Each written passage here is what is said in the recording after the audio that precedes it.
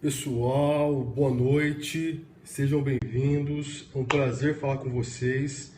Duas lives simultâneas aqui pelo Periscope e também pelo Facebook. Então vamos entrando, como sempre, eu vou pedir para vocês compartilhem essa transmissão e convidem também os amigos de vocês, tá certo? Vamos dividir conhecimento. Então, boa noite, pessoal do Facebook e boa noite, pessoal do Periscope. Sejam bem-vindos. Vamos trabalhar um pouquinho hoje. Faz um tempo já que eu não gravo nenhuma live e escolhi para gravar hoje um tema especial que está ligado às atualidades. Com certeza, esses temas que eu vou passar aqui para vocês, eles serão cobrados nas próximas provas, tá bom? Então, vou esperar o pessoal entrar um pouquinho. E eu já começo. Maravilha? Quem que tá aí? Suelen, Lauro, Maria, Aline, Ramon, Pereira do Espírito Santo, Fernanda. Obrigado, Fernanda. Obrigado pelos elogios. Tamo junto. Brasil inteiro ligado, né? Que maravilha. Então vamos lá, pessoal. Sem mais delongas. Vamos lá. Tema de hoje. Crise no Espírito Santo e temas que podem ser cobrados de vocês nas provas, nas próximas provas, tanto na segunda fase como na fase oral, tá bom? Então vale a pena escrever. Pega um papel, pega o seu caderno de estudos para fazer alguns apontamentos. Não deixa passar em branco, porque esses temas serão cobrados. Qual que é a pegada aqui, pessoal? Qual que é a ideia principal? Vai uma dica antes de começar a falar sobre o tema de hoje. Vocês precisam incluir nos estudos de vocês uma atenção especial para os temas atuais. Então fiquem atentos. Tudo que é atual, tudo que está acontecendo no Brasil, vocês devem colocar esses acontecimentos à luz do direito, de todas as áreas do direito. Direito administrativo, direito penal, processo penal. Então eu vou pegar esse tema de hoje para dar exemplos para vocês de como vocês devem estudar de uma forma eficiente os temas atuais.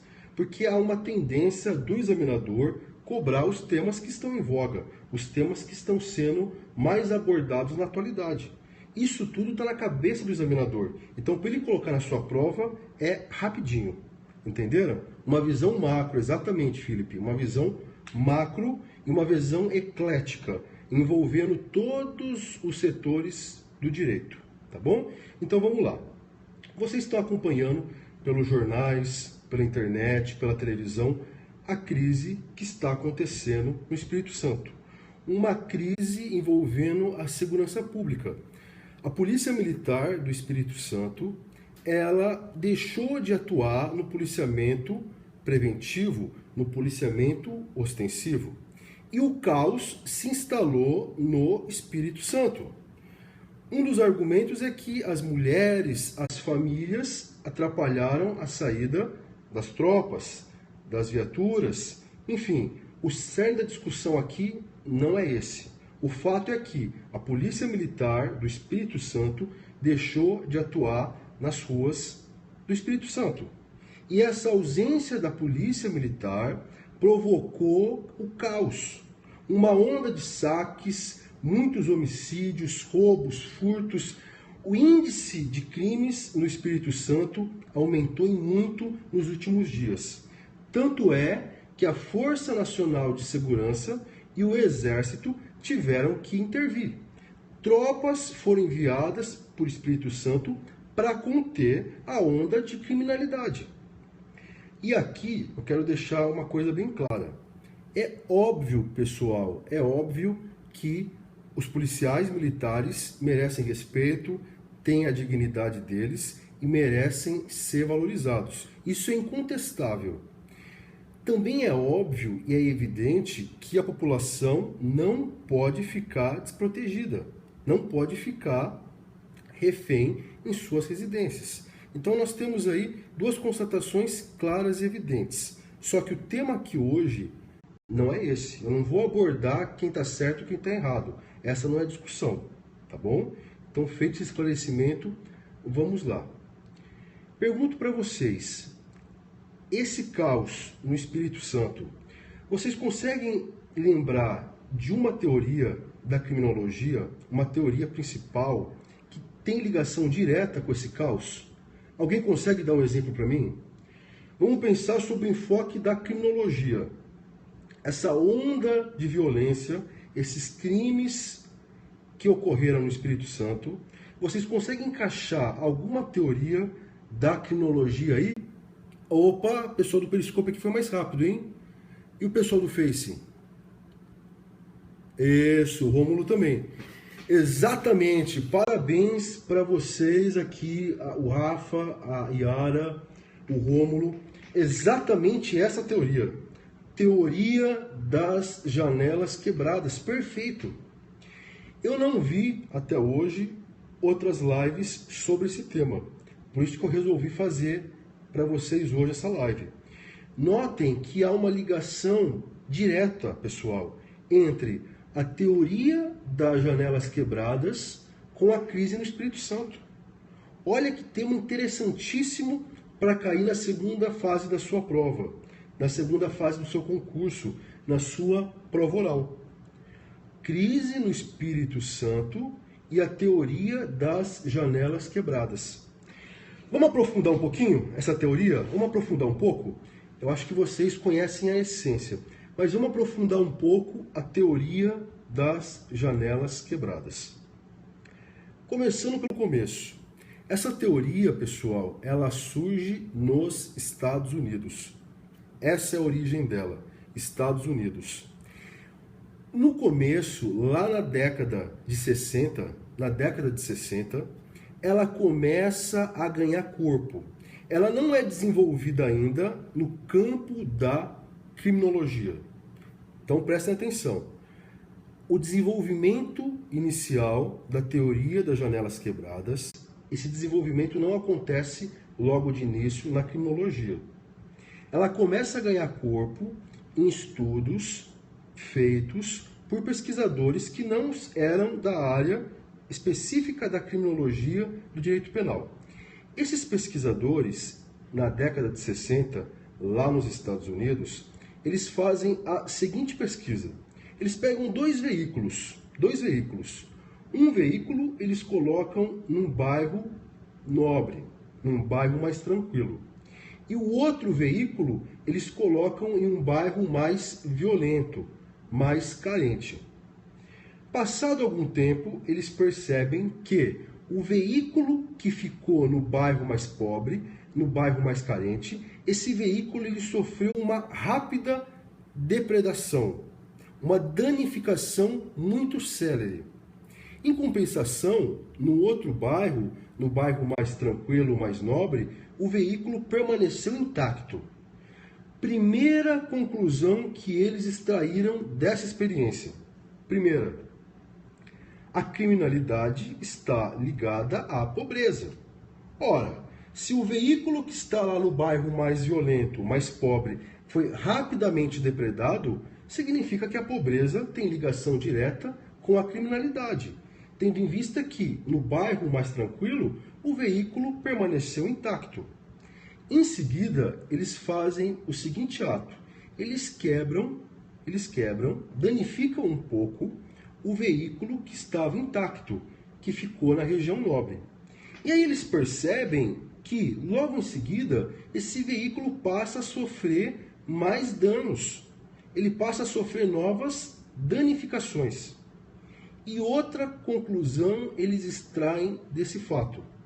Ora, dá para perceber que não é só a pobreza que gera criminalidade. Na verdade, também gera a criminalidade a sensação de impunidade. Então, essa é a outra conclusão que eles extraem a partir desse segundo evento. Já na década de 80, agora sim, no campo da criminologia, forma-se a teoria das janelas quebradas. E a teoria das janelas quebradas, pessoal, ela diz exatamente isso. Se eu tenho um imóvel e a janela desse imóvel é quebrada, e nada é feito, isso passa a imagem de desgoverno, desordem, de ausência de proprietário, de ausência de fiscalização. É muito simples. Imaginem vocês passando em uma rua e vocês enxergam, visualizam uma casa com a janela danificada. Vocês vão sentir o quê?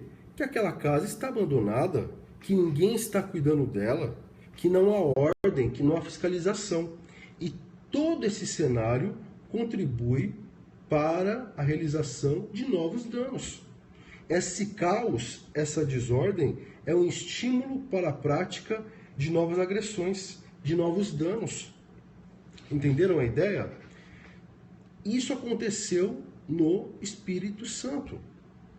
A partir do momento que os bandidos percebem que a polícia militar não está nas ruas, eles começam a delinquir, eles começam a fazer saques. Outros grupos de bandidos, ao perceberem que aquele grupo de criminosos cometeu um crime e nada foi feito, eles se sentem estimulados para delinquir também. Afinal de contas, se nada aconteceu com aquele grupo, por que vai acontecer com o nosso? Então percebam que a teoria das janelas quebradas, ela retrata bem o que ocorreu no Espírito Santo. Se você tem uma tendência para delinquir e você percebe que seus amigos, que os seus conhecidos entraram numa rede de supermercados, pegaram televisão, celular, saquearam, você vendo isso e percebendo que nada aconteceu com eles, você vai fazer a mesma coisa. Porque você tem uma tendência para delinquir. E a desordem, o caos, a ausência do Estado, todos esses fatores vão atuar como estímulo para você ir lá e delinquir. Se você já tem uma tendência para delinquir, se você é um criminoso em potencial. Entenderam? Exatamente, a oportunidade faz o ladrão muitas vezes. Infelizmente é algo ligado ao ser humano. É algo ligado ao ser humano. Aí nós entramos em discussões filosóficas, éticas, morais, mas muitas pessoas não têm o freio moral. O que segura muita gente é a presença do Estado, é a presença da polícia. Se você tira a polícia do campo, se você tira o direito, todo mundo vira louco. Ou pelo menos uma boa parte das pessoas vão sair por aí estuprando, furtando, porque é o lado mal do ser humano. Algumas pessoas não têm freios morais, não têm freios éticos. Mas essa é uma discussão para uma outra live. Mas vocês conseguiram captar que a crise no Espírito Santo tem ligação direta com a teoria das janelas quebradas? Tem ligação direta. E a teoria das janelas quebradas diz também que quando começam a ocorrer pequenos delitos, esses pequenos delitos, daqui a algum tempo, vão se transformar em grandes delitos. Se eu tenho uma rua e nessa rua começa a ter pichação, começa a ter dano, daqui a pouco eu vou ter crimes mais graves. Vou ter tráfico, vou ter roubo, vou ter homicídio. Então essa é uma outra base da teoria das janelas quebradas. Outro detalhe importante, essa teoria ela é aplicada em Nova York. Em 94, na década de 90, o prefeito de Nova York, Rudolph Giuliani, ele aplica a teoria das janelas quebradas. É a base da política dele, conhecida como tolerância zero. É a base da política dele. Janelas quebradas. Vamos coibir, vamos perseguir, vamos punir os pequenos ilícitos para que esses pequenos ilícitos não se transformem em grandes delitos. Captaram a essência? Então tem tudo a ver a teoria das janelas quebradas com a crise no Espírito Santo. Pensem da seguinte forma agora, para ilustrar. Para ilustrar, pessoal, ó, pensem assim. Você chega na casa do seu conhecido. A casa dele está um brinco, está tudo no local. Você vai se sentir constrangido se você deixar alguma coisa fora do local. Por mínimo que seja, por mínimo que seja. Se você chega na casa do seu conhecido e está tudo arrumadinho, tudo no lugar, tá um brinco, você vai se sentir constrangido.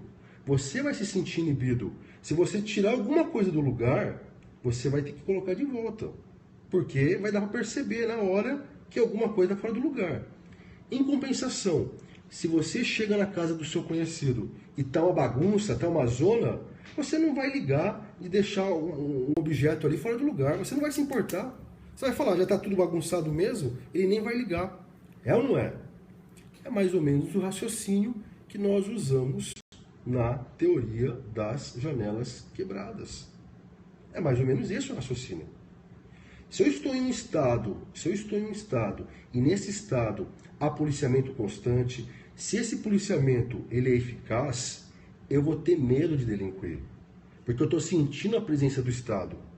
Em um estado onde não há desordem, onde não há caos, onde não há bagunça, os criminosos não vão delinquir. Ou pelo menos eles vão pensar duas vezes antes de delinquir, porque a presença do Estado inibe a prática criminosa.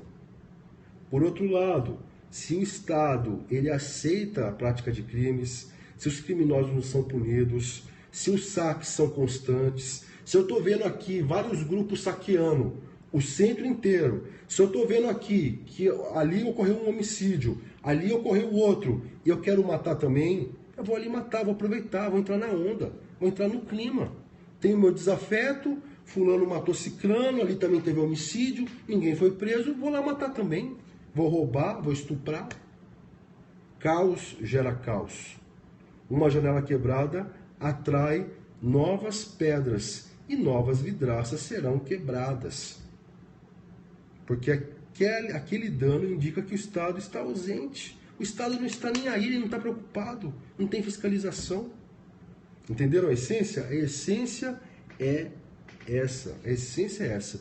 Então guardem bem essa ligação entre a teoria das janelas quebradas e a crise no Espírito Santo. E aqui nós podemos puxar mais um tema para a nossa live. Mais um tema.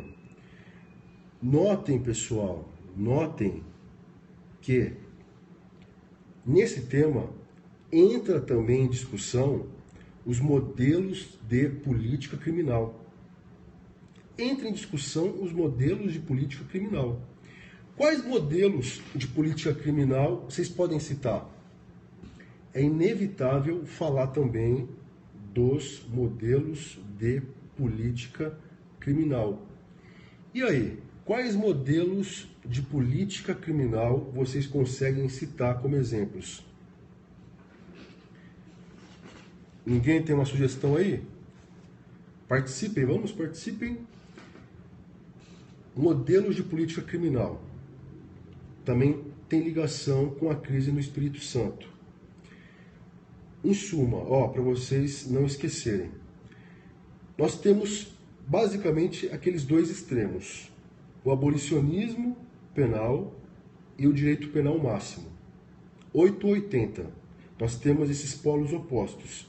No abolicionismo, nós temos as correntes que pregam a extinção do direito penal. O direito penal ele produz mais mazelas que coisas boas. O direito penal ele não é útil, ele não é profícuo. Vamos acabar com o direito penal. Vamos resolver os conflitos sociais por meios alternativos. Nós temos aí o abolicionismo radical, que prega a extinção do direito penal. Mas nós temos também algumas correntes abolicionistas que trazem apenas a questão da eliminação da pena de prisão. Vamos manter o direito penal, mas sem a pena de prisão. Então esse seria um extremo. No outro extremo, nós temos o direito penal máximo, aquele direito penal antigarantista, aquele direito penal que interfere demais na vida do cidadão, aquele direito penal máximo, amplo, intervencionista, antigarantista.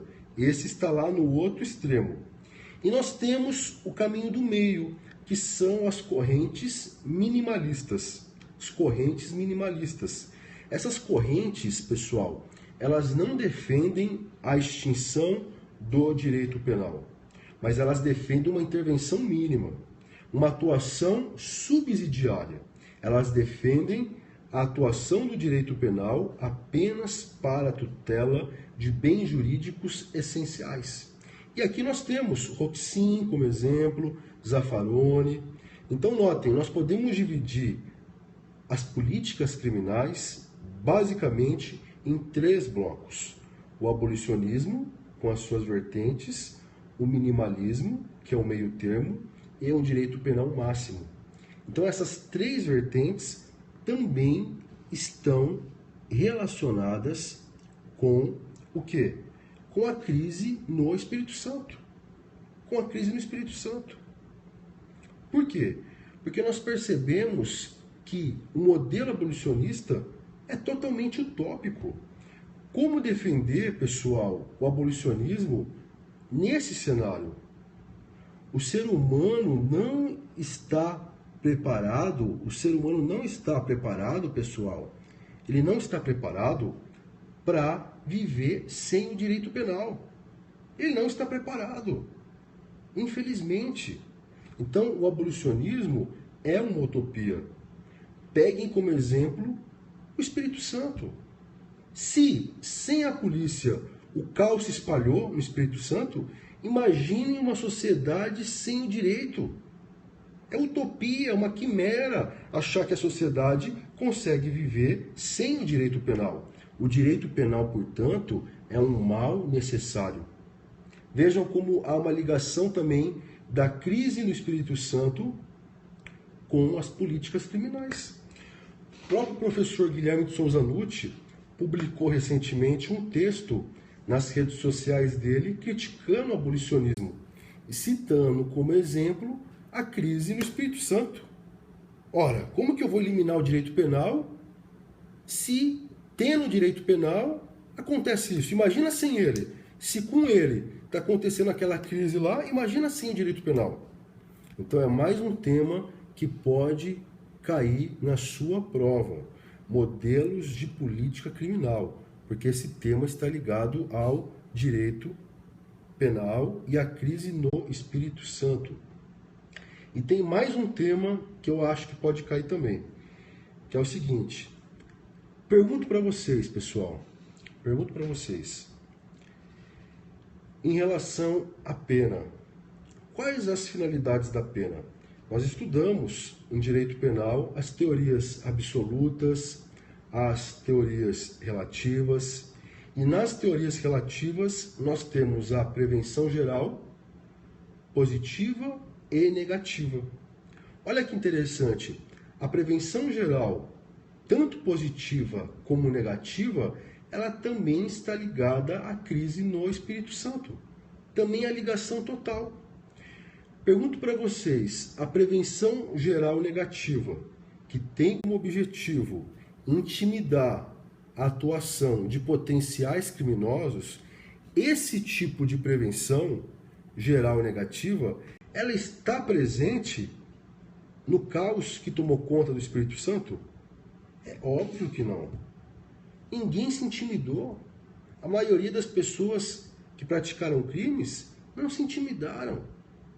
Naquele cenário de caos que nós presenciamos há poucos dias, era possível constatar nele a prevenção geral negativa? Eu entendo que não. Porque a prevenção geral negativa é aquela coação psicológica. Em que consiste a prevenção geral negativa? Intimidar o potencial criminoso. Não houve intimidação. Ocorreram vários crimes. Veja que interessante. E mais, a prevenção geral positiva, nós também não conseguimos encontrar ela no Espírito Santo de alguns dias atrás. O que é a prevenção geral positiva? Diz respeito à eficácia, à eficiência, à vigência do direito penal.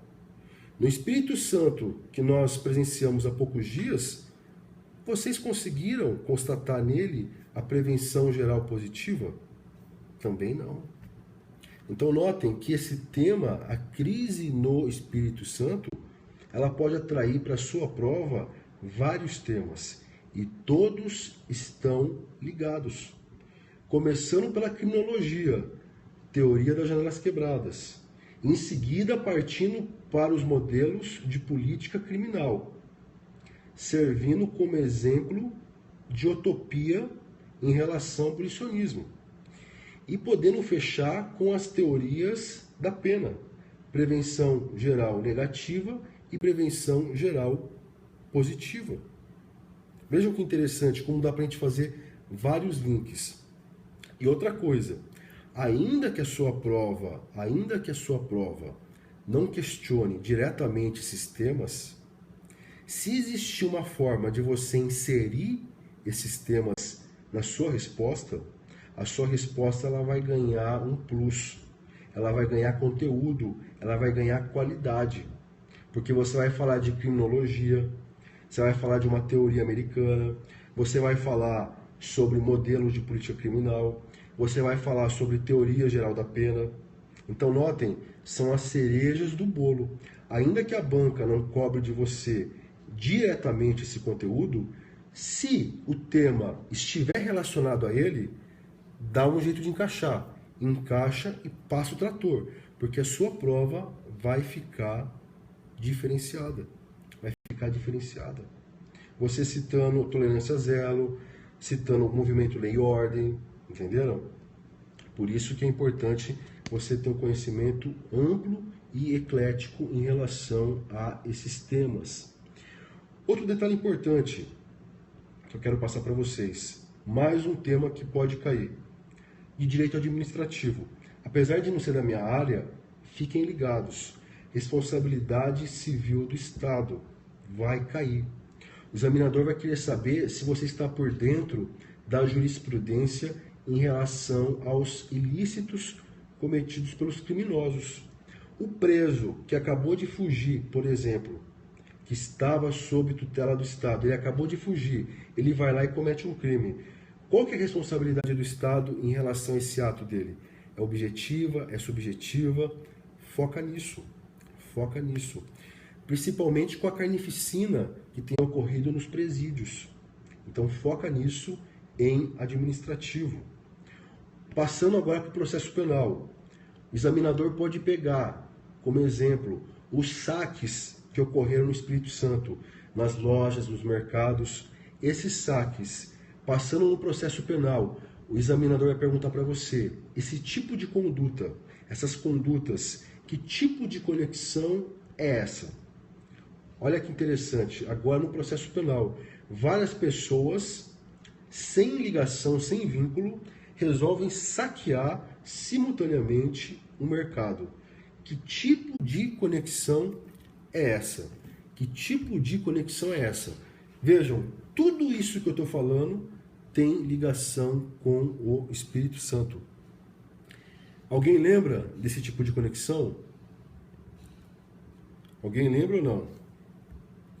É aquela conexão intersubjetiva, parabéns aí para o delegado Azevedo, intersubjetiva por simultaneidade ou ocasional, exatamente. Então, por que eu passei para vocês todos esses temas? Para mostrar uma forma eficaz de estudar temas atuais. Você pega aquele tema bruto, aquele tema social, que está sendo exibido no meio social, nos meios de comunicação, você pega esse tema e transporta para o direito.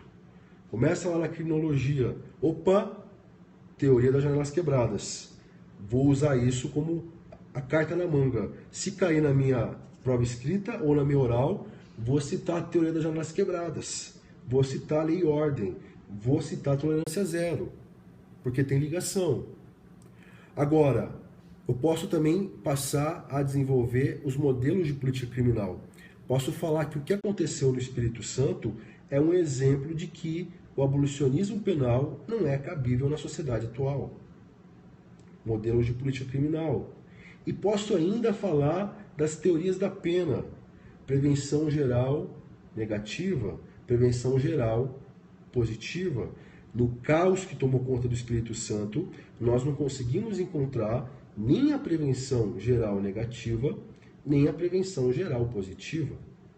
E se nós não conseguimos concretizar as finalidades da pena, qual que passa a ser o papel do direito penal na sociedade? De que adianta o direito penal se as penas não cumprem as suas finalidades? Olha que discussão interessante para você implementar na prova. Olha que discussão interessante. E aí citei para vocês ainda como exemplo, no direito administrativo, a responsabilidade civil do Estado, e finalizamos no processo penal falando sobre a questão da conexão intersubjetiva por simultaneidade ou ocasional. Então, estudem sempre assim, pegando o tema atual e colocando ele em todas as áreas do direito. Aqui eu citei apenas alguns exemplos, não falei de forma detalhada sobre todos eles, tá bom? Porque a intenção não era essa, a intenção não foi dar uma aula de abolicionismo, etc. A intenção foi dar pinceladas para vocês entenderem como é o estudo eficiente de temas atuais. Entenderam? Então acho que era isso, pessoal, que eu queria passar para vocês. Acho que é mais isso que eu queria passar para vocês. Curtiram, gostaram do nosso bate-papo? Oh, parabéns, Dan, parabéns. Parabéns, passou o trator, que legal. Parabéns para vocês que foram aprovados na OAB. Fiquei muito feliz com as mensagens.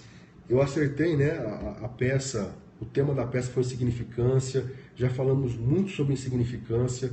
Quem me acompanha nas lives, passou o trator na FGV, porque a gente falou de significância, falamos muito de significância, então deu para desenvolver bem a peça.